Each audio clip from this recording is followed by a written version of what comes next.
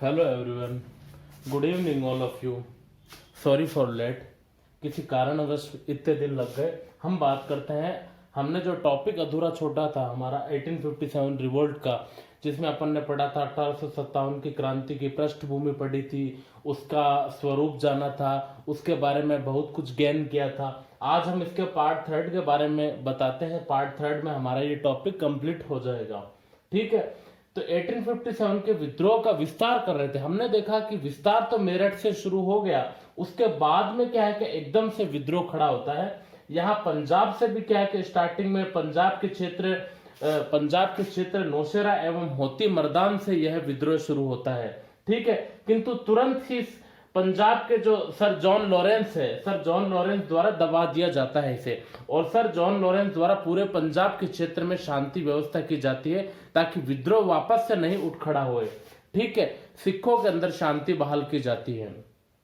फिर दिल्ली में हमने देखा मेरठ के सिपाही दिल्ली आते हैं, ठीक है। दिल्ली आके उन्होंने अपना नेता बहादुर शाह जफर को चुना और मुगल सम्राट को सम्राट की उपाधि दी, ठीक है। और बहादुर शाह जफर का ही सेनापति था जो बख्त खां इसका नेतृत्व करता बना, और तुरंत ही इसका उन्मूलन लेफ्टिनेंट निकोलसन ने कर दिया। और फिर जनरल हडसन ने मुगल सम्राट बहादुर शाह जफर के पुत्र और पौत्र सभी को मौत के घाट उतार दिया और बहादुर शाह जफर को रंगून निर्वासित कर दिया, ठीक है, रंगून जेल में डाल दिया। कानपुर से क्रांति का नेतृत्व करता नाना साहेब थे और इसका उन्मूलन किया क्रांति का जनरल हैवलक और सर कॉलिंस कैंपबेल द्वारा इसका उन्मूलन किया गया कानपुर में। लखनऊ क्रांतिकारी गतिविधियों का केंद्र बेगम हजरत महल के नेतृत्व में था, ठीक है, जिसका कैंपबेल ने 21 मार्च 1858 में उन्मूलन किया था। बरेली खान बहादुर खान इसका नेतृत्व करता था विद्रोह का। इसका भी क्या है उन्मूलन कैंपबेल ने किया, ठीक है। यहाँ बिहार आरा जगदीशपुर कुंवर सिंह इसके नेतृत्व करता थे। बिहार में बिहार आरा जगदीशपुर से क्रांति के नेतृत्व करता। इसका उन्मूलन विलियम टेलर और विंसेंट इयरे द्वारा इसका उन्मूलन किया गया। आगे बात करते हैं अपन झांसी और ग्वालियर, जिसका नेतृत्व रानी लक्ष्मीबाई द्वारा किया गया था। फिर उसका प्रॉपर उन्मूलन सार्जेंट ह्यूरोज द्वारा किया गया था। तो ये है हमारे 1857 रिवोल्ट के विस्तार है। अब हम इसके असफलता के कारण पढ़ेंगे, ठीक है। आप लोग इसका स्क्रीनशॉट ले लीजिए, फिर अपन आगे बढ़ते हैं।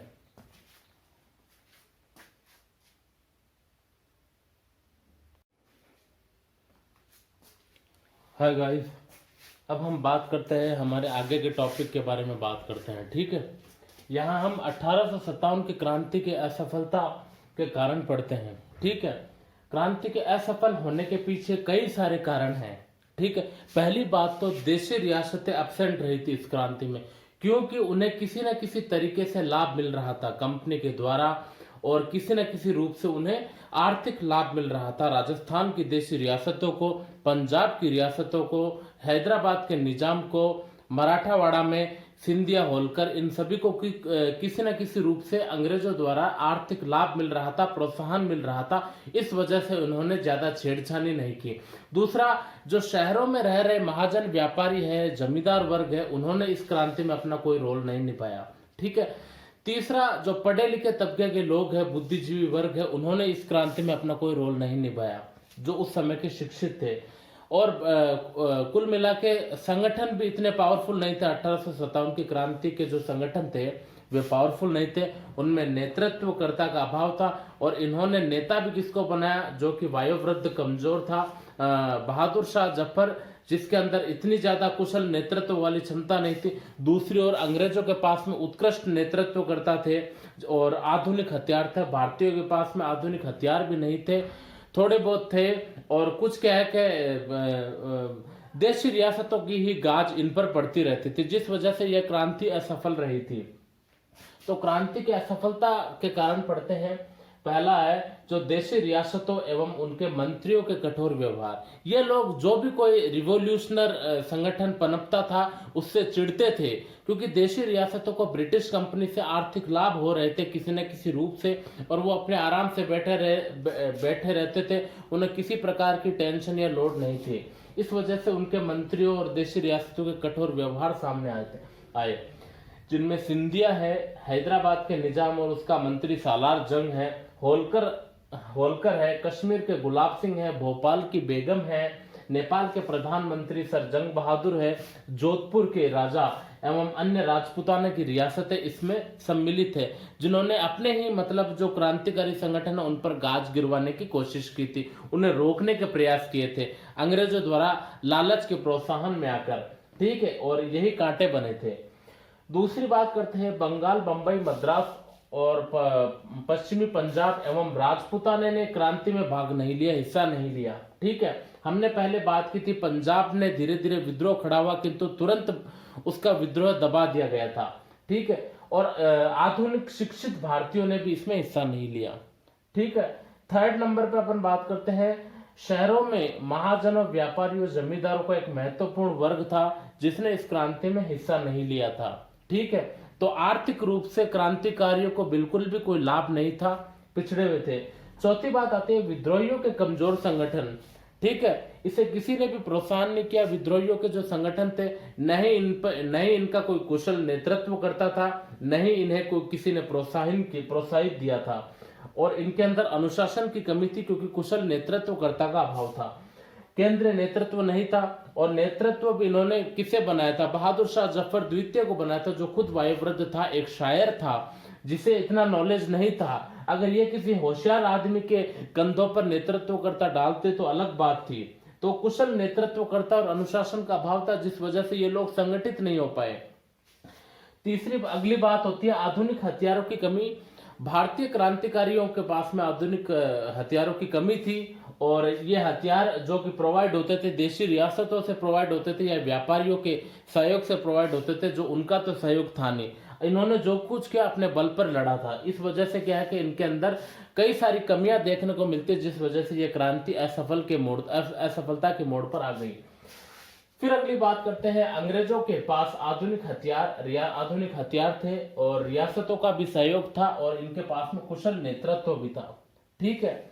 तो सारी बातें थी। माना कि 1857 की क्रांति असफल रही, किंतु 1857 की क्रांति ने भारतीयों के मन के अंदर राष्ट्रवाद और राष्ट्रीयता के बीजारोपण कर दिए थे, जिसकी बदौलत हमने 1947 में आजादी प्राप्त कर ली थी। 1857 की क्रांति के पश्चात ही हमने मूलभूत शिक्षा को महत्व दिया, हमने वास्तविकता को देखा, हम संपूर्ण भारत में एकीकृत का सपना देखने लग गए। हम उस जातिवाद या धर्मांधता से ऊपर उठकर हम एकल स्वतंत्र भारत की परिकल्पना करने लगे, ठीक है। इस वजह से इन कई कारणों से हमने ये देखा कि भाई 1857 की क्रांति के बीजारोपणों ने हमें 1947 में आजाद करवाया था, ठीक है। और इसके पश्चात हम देख सकते हैं 1857 की क्रांति के बाद में भारत का नया चैप्टर आरंभ होता है। यहाँ पे ब्रिटिश साम्राज्य द्वारा कंपनी का राज्य पर प्रतिबंध लगा दिया जाता है। कंपनी के राज्य के स्थान पर कंपनी के पश्चात डायरेक्टली यहाँ पे क्या है, ब्रिटिश एम्पायर के नियंत्रण में शासन व्यवस्था स्थापित हो जाती है। अब कंपनी का किसी भी तरह का रोल नहीं रहता, ठीक है। अब भारत ब्रिटिश साम्राज्य के अधीन भारत हो जाता है। भारत में एक नया चैप्टर शुरू होता है जिसमें रेलवे के विकास है, उद्योग धंधों के विकास है, ठीक है। व्यापार वाणिज्य को प्रोत्साहन मिलता है ताकि ज्यादा से ज्यादा धन अर्जित करके कच्चा माल एकत्रित करके इंग्लैंड भेजा जाए। इस वजह से यहाँ पे हम देख सकते हैं कि 1857 की क्रांति ने 1947 के बीजारोपण में अपना अनूठा योगदान दिया, ठीक है। और इसी दौरान 1857 की क्रांति ने क्या है कि बढ़ते व्यापार वाणिज्य है, उद्योग धंधे हैं, उसका विस्तार करने में भी इसमें इनका योगदान रहा। तो थैंक यू वेरी मच। अगर आपको पसंद आए तो प्लीज लाइक करना, शेयर करना, सब्सक्राइब करना, और अगला टॉपिक अपन कल लेकर आएंगे। आप लोग स्क्रीनशॉट ले लीजिए।